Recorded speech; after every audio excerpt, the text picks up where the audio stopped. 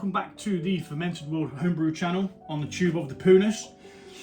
Today we're looking in on something that's been brewing a very long time. We're now on the 9th, 8th of the 6th, 7th of the 6th, and this was started on the 18th of the 4th. Now, I've been pretty busy, so it's kind of just sat there doing note.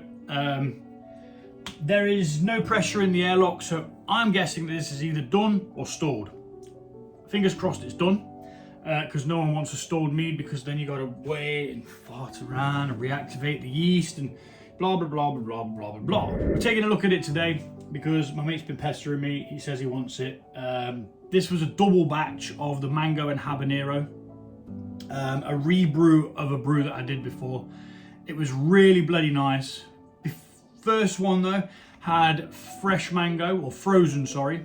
So, but it was still fresh, if you get what I mean. So frozen, thawed fruit, and then a habaneros that I'd grown myself. The second one has got dried habaneros, which I had to buy from the Amazon.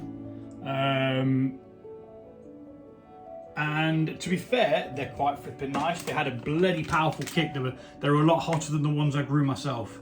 And we've got some more dried mango to go into it. So what we're going to be doing is we're going to be taking the lid off. We're going to be taking a hydrometer reading, and we're quite possibly going to be adding some honey, some more mango, and some more habanero. Maybe not the habanero, because I did put extra in this time. I think I put 2 of those in to obviously replicate how much I put in last time. But we're going to go on what it tastes like with the heat, because too much heat, yeah, you're not going to enjoy the mead as much.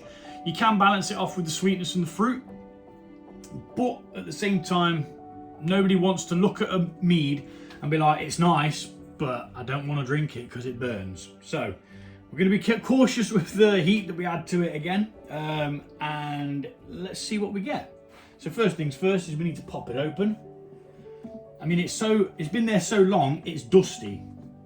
Now, I'm not the tidiest of creatures, but my mead area is something I do take, well, brewing area, sorry, is something that I do take quite literally. Oh my gosh.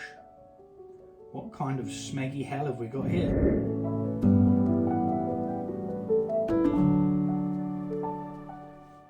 It looks a bit flipping gnarly, doesn't it? Right, so what we're going to do is we're going to cut through that crap, and we're going to take a hydrometer reading, and this will tell us whether it's finished fermenting or not.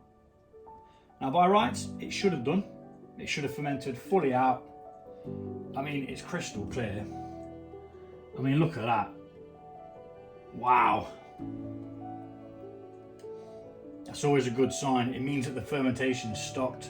If it's still cloudy, it means that it's still going. So when it stops, obviously it's not producing the bubbles, which is not kicking up the extra yeast.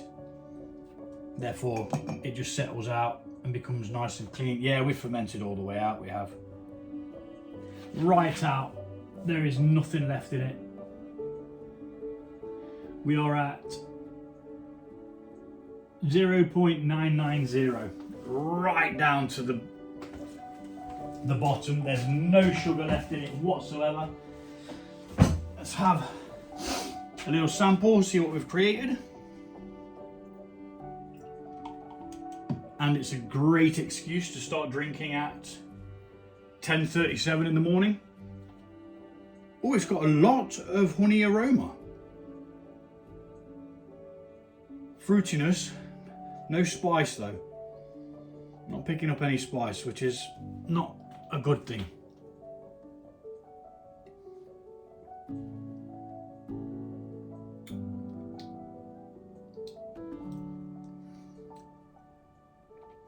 Now there is spice there.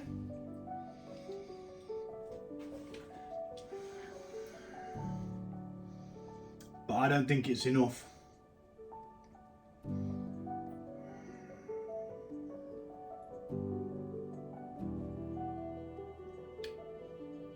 There's a very strange,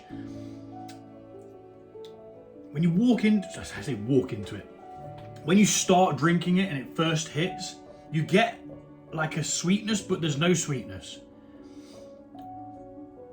It's peculiar. It's nice. You could bottle that and be like, yeah, here you go, have some mead. But we want that mango, we want that honey, and we want that fire. Now I've had a couple of mouthfuls of it. Yes, there is heat there, but not enough. Not enough as the first one. The first one was on the edge of being too much. That's how hot it was. And that's how we liked it, because it was balanced really well with the sweetness and the mango. So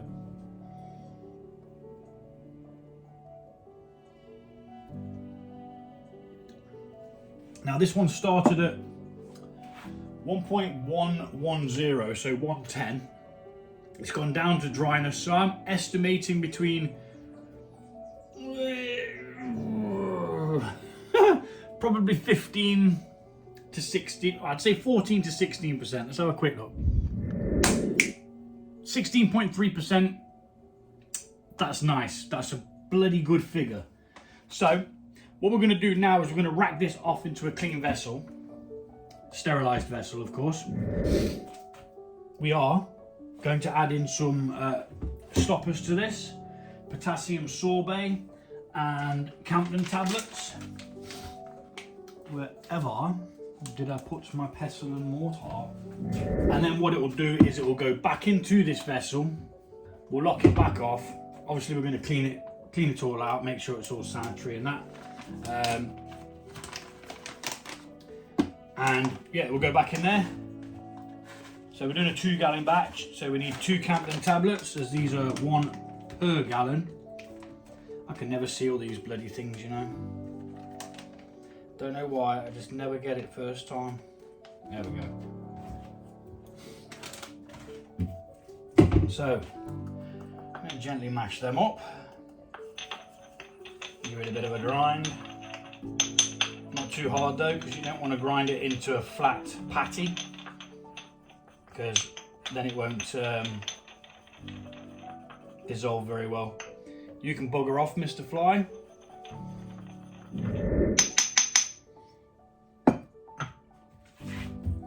So, potassium sorbate is half a teaspoon per gallon, I believe. Yep, so 1 teaspoon will suffice for the whole double batch. Move your stuff out of your way as you go. Right, so we're going to cut through this crud. You need to move that over to the other side or it's going to tangle us up. I've got loads of flipping potassium sorbate on there now. So we're going to have to wash it off.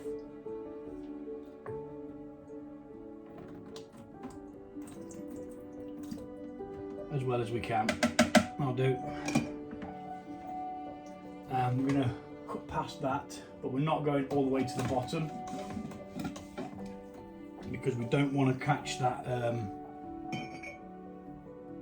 layer of yeast and sediment at the bottom. Give this a gentle mix as it's going in, and then eventually it will mix itself. Gently though, because we don't want to add any oxygen to it. Although it's at a reasonably high ABV, there's always a possibility of contamination and so on. Now I do remember with the last one, we did get loads of the bits of crud coming through. Some people have said, oh, why don't you filter it, make it a bit cleaner that way? And it's just an extra thing to do, and I don't think it's necessary because I'm not selling this to people, you know, it's not going on a shelf kind of thing. I mean, some people do have it, you know, they'll come and pay me whatever it costs to produce, but that's just like close friends, you know. I'm not doing it to randoms and things like that. So, yeah. In fact, one of the chaps that I'm sending a bottle of it to today, he's just messaged me about 5 times because I just sent him the picture of the bottle in the thing. I think he's a little bit excited.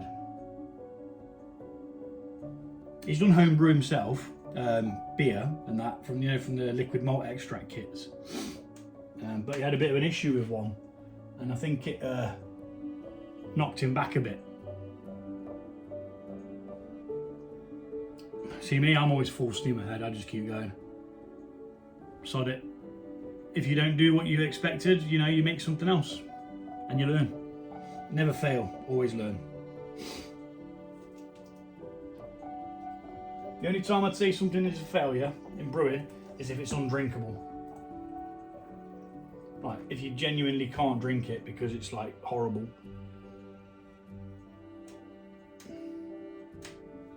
And then I've got a friend who'll drink anything, so I just give it him. Huh.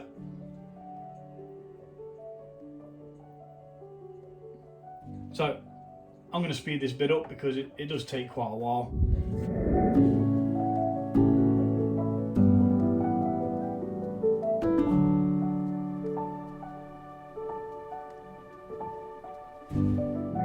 So unfortunately we did bring a hell of a lot of the gunk with it because I forgot to wrap this around to filter out the little bits, but when we transfer it again we will be using this to filter out the particles of fruit because it just makes it clear out quicker, easier, nicer. It's not necessary, the fruit will not harm you, it is 100% edible. It just blocks up this, which can be a bit of a pain in the backside. So now then, we've got our stoppers in, we're going to want some honey.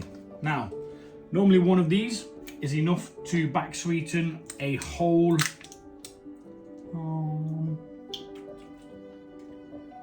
yes, I am a little liquor. So normally one of these is enough, as I was saying, to back sweeten a whole double batch, so a 2-gallon batch. Reason why I'm doing a 2-gallon batch is because I've brewed it before, I know what it tastes like, it's good, and somebody else wanted a little personal gallon batch for themselves, so I obliged because I liked it when I brewed it, and there's a couple of other people who might possibly not have had a chance to try it the last time, so we shall be letting them try it. So what we do need though is we need to get all of this honey out of here. So we're going to place a load of this liquid in here, but we're not going to shake it because, as I said before, we don't want to add oxygen. Oxygen is bad. So that's 720 grams of honey in there, which will give us around, give or take, about a gravity of about 1.020, which is the minimum sweetness that I like. We're going to leave that in there like so. We're going to get the swizzle stick and we are going to give this a mix. If I knew where my drill was. Oh, I used it in the garden. I'll be back. Yeah, so it was actually used for its intended purpose, which is why I needed to just give it a quick wipe down with a sterilising wipe. And all we're going to do is we're going to mix that honey in and we're going to mix those stoppers in. We're going to do it really gently because we don't want to add any oxygen, and it could take some time, but just take your time with it. Every now and again, what I should have done actually is sterilised the spoon, so I'll go do that into the sanitising liquid.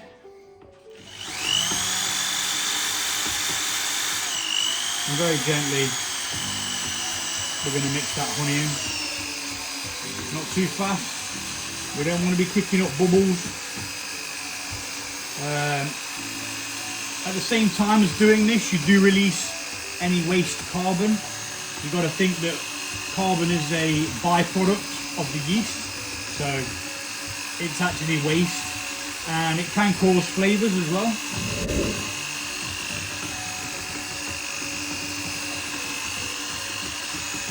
So I'm not going to bore you with any more mixing. I'm going to do this for another couple of minutes, then we're going to check to see whether there's any around the corners. If there is, we'll get it out, we'll get it mixed in, and then we'll be back. Okay, so that's sufficiently mixed in. We have cleaned and sanitized the original vessel, so that's going to go up there now. I'm gonna. Oh. No. You stay there. Okay, so we're back and we've got our little doofer. Now, this is one of the really fine ones. I can't remember which micro whatever it was. The rating that they give for how small the holes are, I can't remember what it was, but I do know that it was quite a high one. It was between 100, I'm sure it was 100 or 300. I can't remember. But the finer the better, because it's going to collect more crap. And stop it getting into your beverage, ideally. So there's not really much point in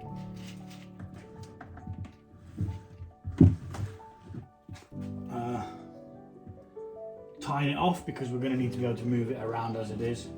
And what that'll do is it'll let the liquid through and it won't let the fruit particles in, which I always seem to forget about, and I just let it go and it causes me a problem. That should be okay like that.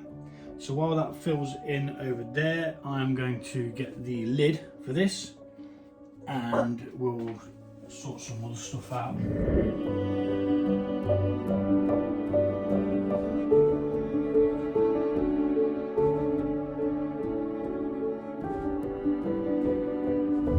I don't know why, but it's given up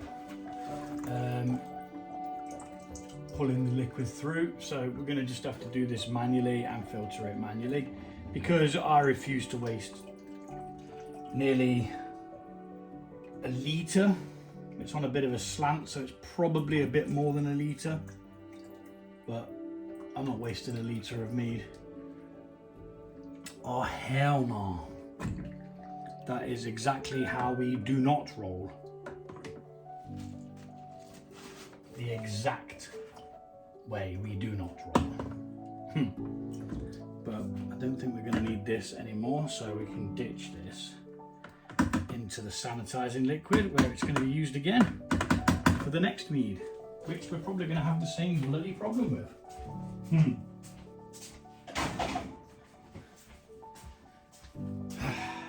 Literally threw it all over myself as well. I'm covered in it, all up here, all down there.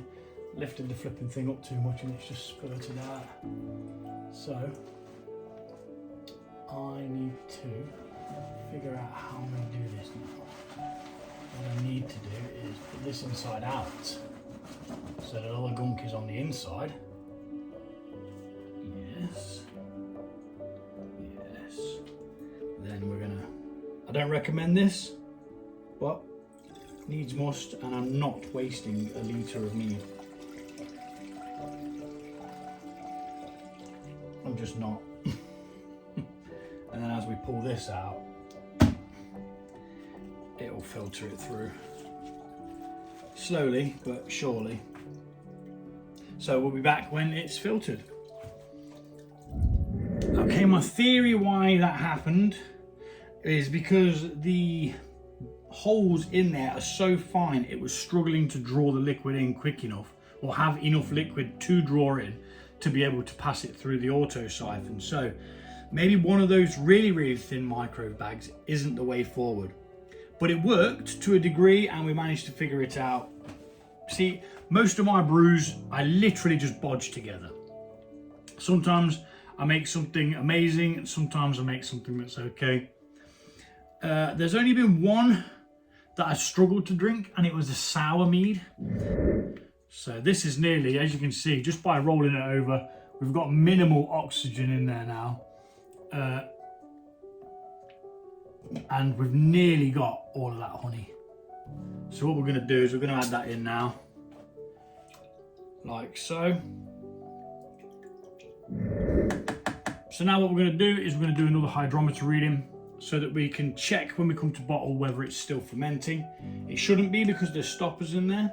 So we're going to take a hydrometer and it should be around the 20 mark given the gravity that it was at to the amount of honey we've put in for the batch. It may even be a little bit more or a little bit less. So 2, 4, 6, 8. So we're at 18 now. That's pretty darn low. Let's have a little taste. Although there's yeast kicking around in it, which, you know, you should normally be drinking it. Let's have this glass here. Have a little taste, see where it is, because we're going to get extra sweetness when we add these as well. So, you know.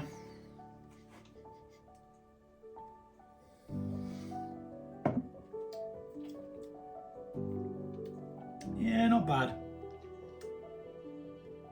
Not bad. Yeah, not bad. Not bad. Kind of want more.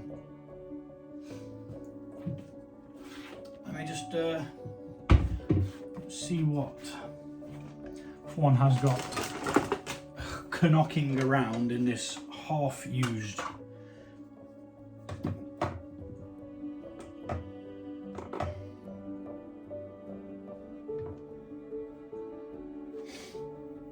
So the container weighs about 30 grams, so that's 300 grams. So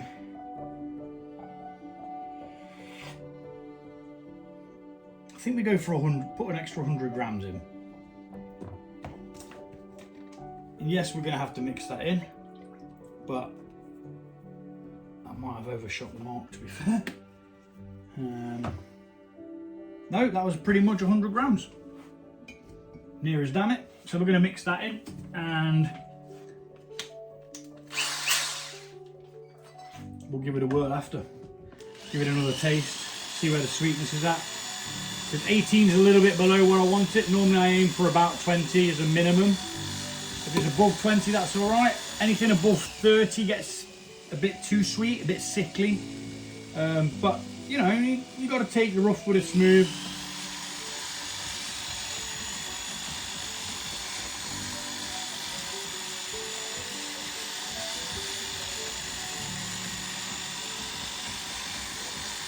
Again, we're doing this gently because we don't want to add oxygen. If your beverage oxidizes, it's going to taste like complete ass, probably turn to vinegar, which you don't want.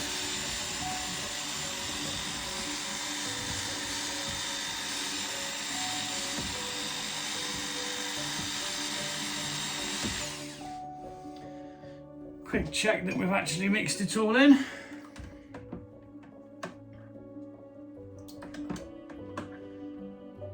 I mean, to be fair, with the amount of honey that was actually there, it might not actually make much of a difference. But it didn't taste all that sweet. I think we're good. Let's give it a check. If it's at the 20 mark, that's the aim. But it doesn't matter if it's not. If you've got no more honey after you've put it in, don't worry about it. This is just a guide, you know. It doesn't have to be gospel, you know. You could do it another way, or you could have less honey. You could even drink it dry. You don't need to add extra honey if that's what your preference is. If you like it when it's dry, happy days. It's all about being content with what you've made and know that you're going to enjoy it when you do come to drink it, because let's face it, you're brewing it to drink, aren't you? There we go, 22 or 20, depending on which way you look at it. I'm going to go with 20, so that's at my preferred. I mean, it's only 2 points, but it does make a difference.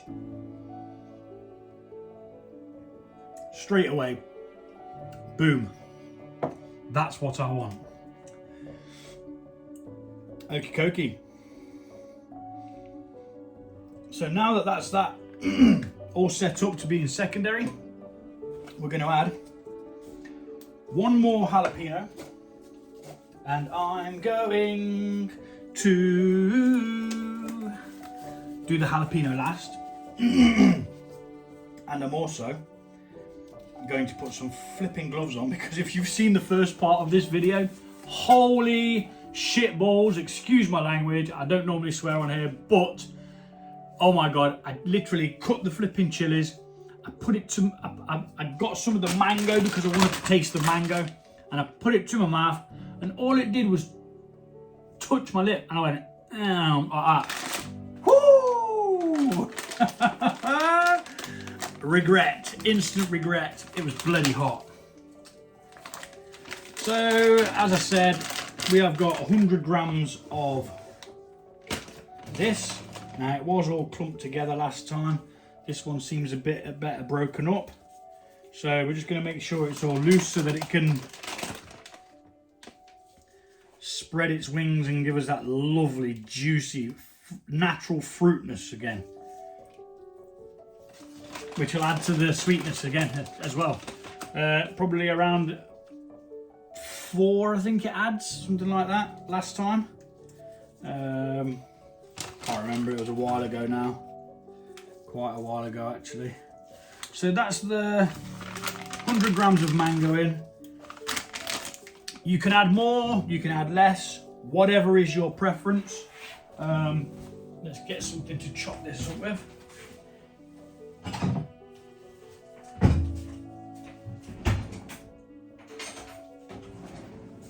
So I'm only putting 1 in because there is a reasonable amount of spice once you've had a couple of mouthfuls of it. And we don't want to overdo it, but I'm going to go for the biggest one I can find. And we're going to just slice it down the middle. We're going to de-seed it as well as we can.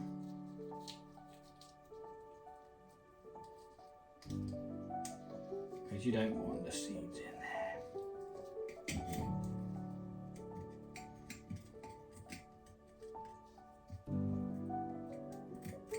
I mean, a couple of the seeds doesn't really matter, but you know, it's just another thing that you've got to filter out. So we're going to quarter this, de-seed as best you can, don't worry too much about it, and bada bom bada bing, lid on. Before I do anything else, gloves off, and move to the side. Probably should have got rid of all the chili on the plate first, but we live and learn. And that's your lot. That is your lot. That's going to go do its thing. And its thing is going to be absolutely fan-dabby-dozy. So out of all the meads that I've done that have chilies in, this is one of my favourites. It just packs a punch, it's really nice. My favourite is actually Dragon's Blood, which is a cherry and habanero. Cherry and habanero? No, it's not. It started off with cherry and cayenne, because I had some cayenne peppers that I'd grown, but they just didn't have enough punch. So I lobbed a Scotch bonnet in, and that is the limit for me. Scotch bonnet is the hottest chili I can handle. After that, nah, I'm not your man. I'm just not. So, we have now got that in secondary after weeks and weeks and weeks and weeks and weeks and weeks and weeks. It's finally on its way. We will come and check that in about 2 weeks and possibly prepare for bottling. Thanks for watching, and I'll see you all soon. You stay awesome.